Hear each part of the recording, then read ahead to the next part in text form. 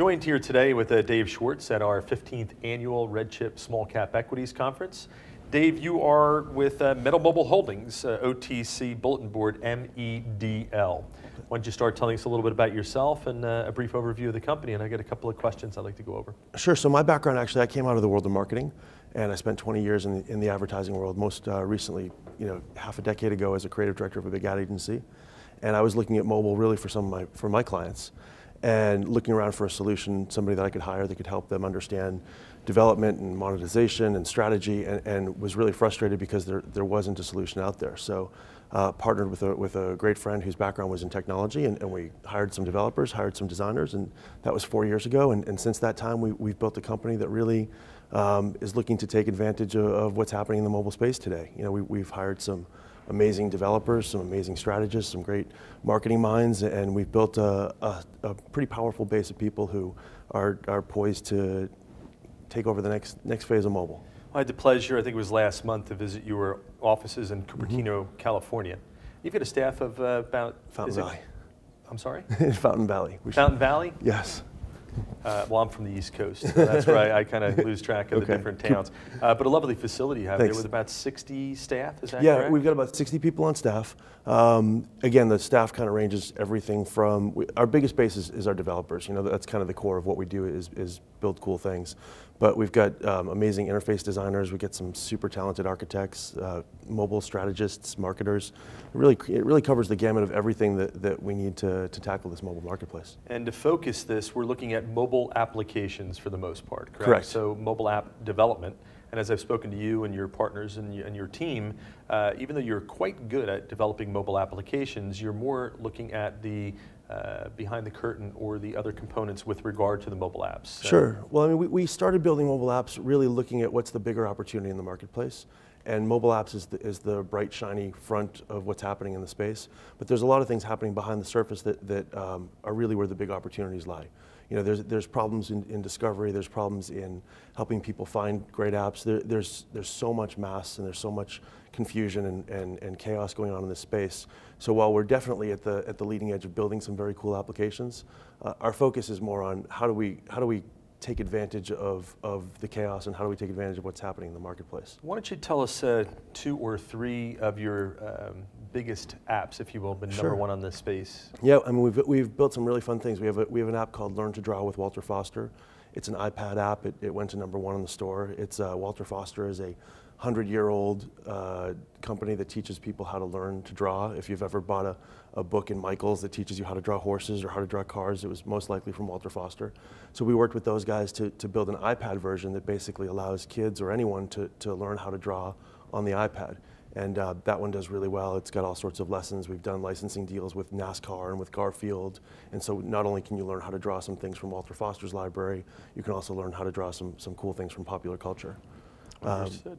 Now, I guess the real crux of what we're trying to lead up to, or what I've been trying to lead up to, is what you call the mobile brain. Sure. So when we look at the mobile applications, people actually obviously acquire the app themselves, whether it be on their smart telephone or the iPad, but when they interact with this particular app, that's where the mobile brain kicks in. So why don't you tell us a little bit about that? So the mobile brain was really, all along as we were building these applications, we were looking at how people are using them, and we started building some analytic technology.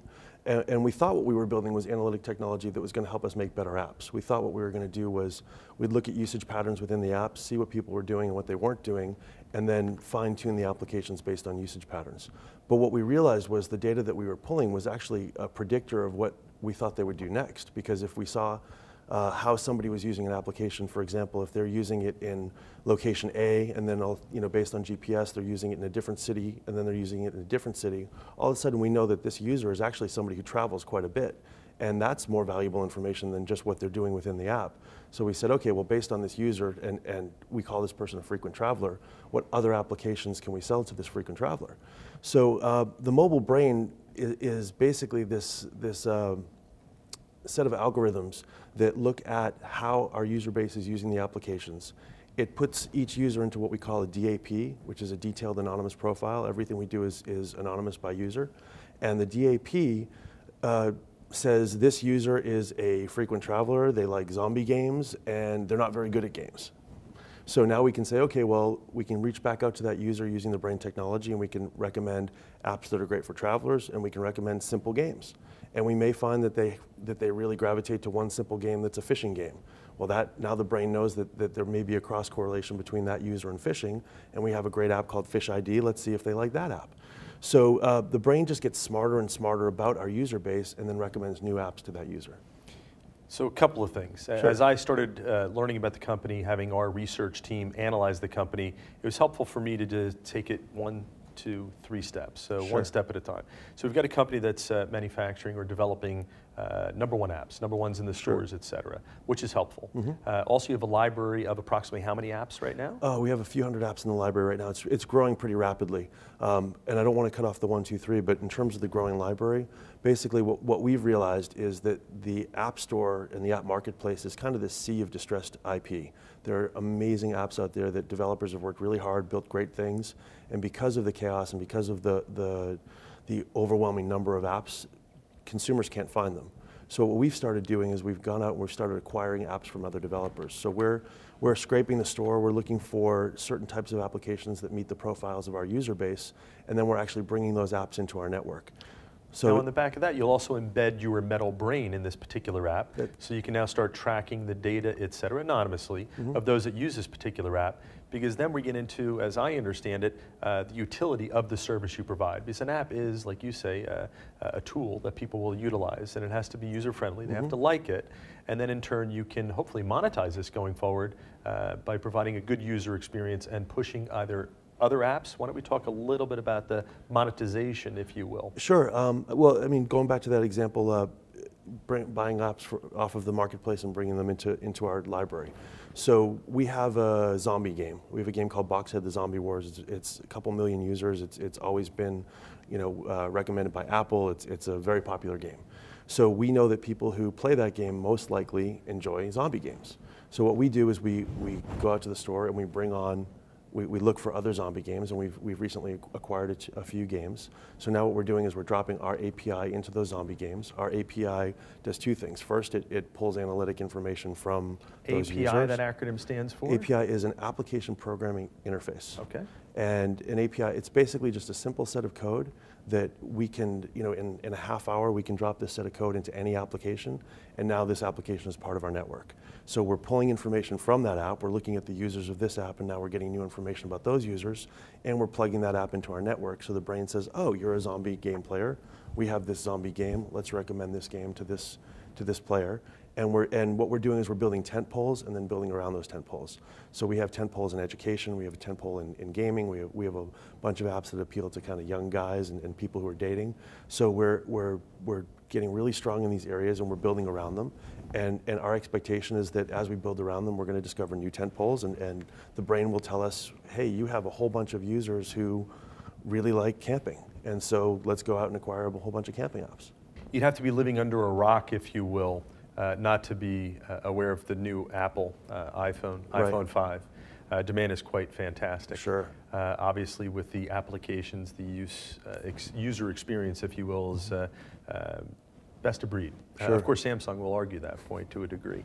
They have dropped a couple of the apps, so there's a little bit of a war, if you will, between Google and iPhone.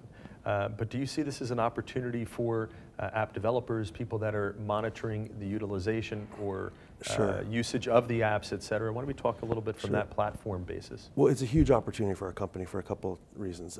Going back to our roots in custom development, we still have a whole bunch of companies. We work with Medtronic, we work with Verizon, we work with Mnet, which is a big Korean media company, and they hire us to build their applications. So now what's happening is with the new screen size, we're going back to all of our clients and offering to go back and redesign the graphics to make them work for the larger screen. So there's a nice bit of incremental revenue and opportunities just based off of that right there.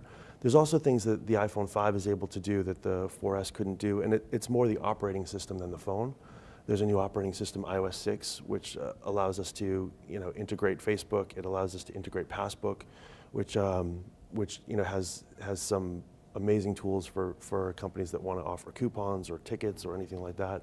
So what's happening is we're just getting more tools in our tool chest, and we can go back to the clients that we're working with, and we can offer to upgrade their applications for the new iOS, for the new phone, and it's a great opportunity for us.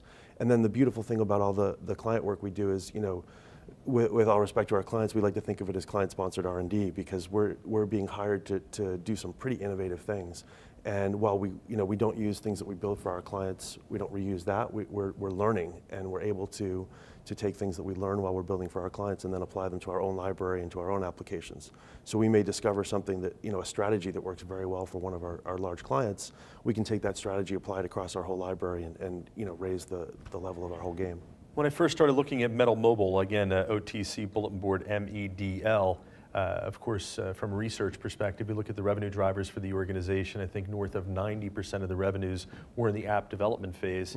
But after speaking to you and some of your colleagues, as I understand it, you're now looking to get into the advertising space. In other words, taking this library of applications and so on, plus on the back of the mobile brain, and getting to the advertising on the back of it. And that's probably the brass ring that I think everyone is looking for, right? Yeah, I mean, we've needed critical mass, is really what it was all about. For a long time, we were building for clients, we were building for other people, and building our own library all along the way.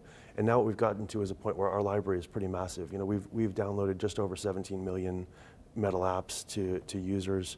We have a little over 3 million that are using the latest version of the brain. There's a lot of people out there that have MEDL applications, and now what we can do with those applications is really monetize them in new ways. So one of the things that we're really excited about is we're starting to see a ramp in revenues from advertising.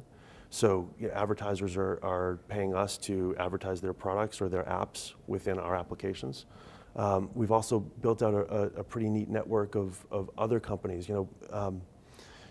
One thing, we tend to have a vision for what's happening that's a little bit from a little higher place than a lot of other companies that we're working with, just based on the scale of what we're seeing. So we're working with other independent publishers and developers to help them monetize their applications as well. So we now represent, I think it's north of 50 different publishers whose applications we can basically represent their network and their inventory. So not only are we advertising within our own network, we're now bringing in other publishers and other applications and advertising on there. We're putting together our own, we call it the MEDL X, and we're building the MEDL X network of advertisers that we can reach out to. So this is exponentially expands the number of potential daily or monthly users that are going on to your different applications. And then in turn, if we go back to one of your earlier examples of the frequent traveler, you then can speak to a travel agency, a ticketing agency, something like that, and say we can provide access to X amount of individuals, which is into the millions or tens of millions. Millions and tens of millions, and into the billions of impressions, to be honest, with when you kind of look at the whole network and what it can do factored out across all the applications and all the users that we're talking about. So, and travel is a great example. The travel app space is a very competitive market. There's hotels.com, there's Expedia, there's all these different companies that really want that foothold on your phone. So if we can help those companies advertise and if we can help them get that toehold, they're willing to pay for it. Well, or you just get Captain Kirk to come in and talk about your travel agency, right? Right. Well, why don't we discuss as a wrap-up, if you will, what should investors in your stock, be looking for from MEDL Mobile?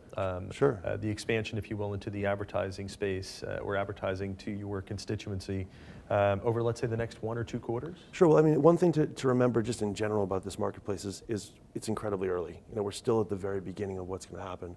We had an interesting conversation with someone last night who's VC funded and has an idea, and his plans are to take this idea and build a giant network off of it, but it hasn't even built the technology behind it yet. So I think that, really there's still people coming to the space. I think for us, really, we're excited that we're now at critical mass and our numbers are really growing to where we have a substantial user base that we can monetize. I think that what I would ask advertisers, investors to look at is the size of our user base, the growing numbers there, the growing number of impressions, the growing number of daily users. We're about to release some new numbers for Q3 that we think we're excited for investors to look at. We've got this core base, and now we're at a place where this core base is ready to just explode. Well, I very much enjoyed working with you, your team, et cetera, the analysts department at RedChip Companies. Again, it's an awful lot of work to pour over this new technology, I can imagine. where it's moving and so on, but your team's been very helpful. And we very much look forward to this new information that's coming out and issuing a new updated note or new report on the following quarter. Thank you. Go ahead, please. I just have to throw out a plug. We just released an app this week with Marlee Maitland. Marlee's, Academy Award-winning actress. We worked with her to create an app that teaches people sign language.